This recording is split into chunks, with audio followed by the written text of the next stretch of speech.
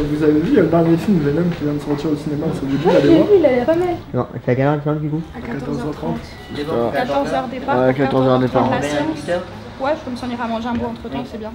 Vie quotidienne, c'est vraiment un logiciel de gestion qui sert d'interface entre les usagers et les professionnels à l'IUM pour tout ce qui est de l'ordre de la programmation de leurs besoins au quotidien.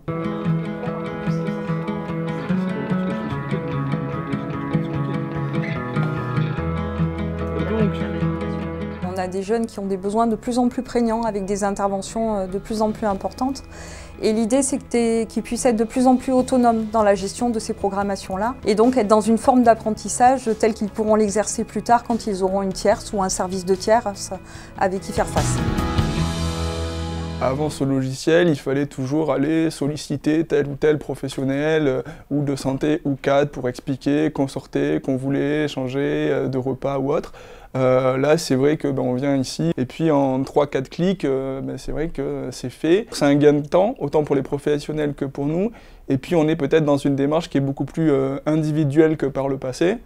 Et donc c'est vrai que c'est positif pour l'estime de soi. C'est une innovation dans le sens où on change complètement la logique qui était interne à l'établissement.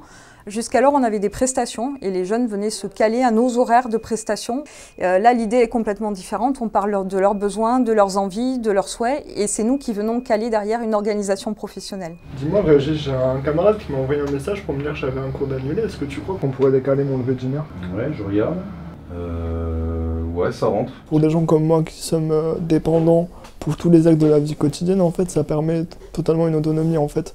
Là où on n'a vraiment pas de contrôle sur notre corps, on a vraiment un contrôle sur notre vie au quotidien et sur tous les actes qui s'y font, en fait. Sur les horaires ou sur les jours à laquelle on prend notre douche ou les horaires de repas, etc., etc. Ça permet d'avoir une vie sociale qui est facilitée, en fait.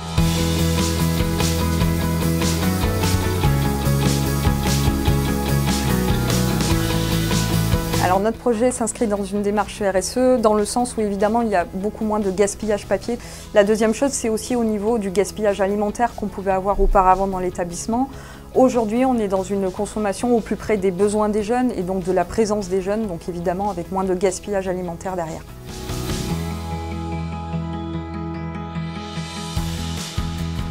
Ça nous permet de nous responsabiliser plus aussi. On est quand même habitué à être dans un système où on fait beaucoup pour nous, on décide beaucoup pour nous. Là, ça permet d'être au centre du choix en fait.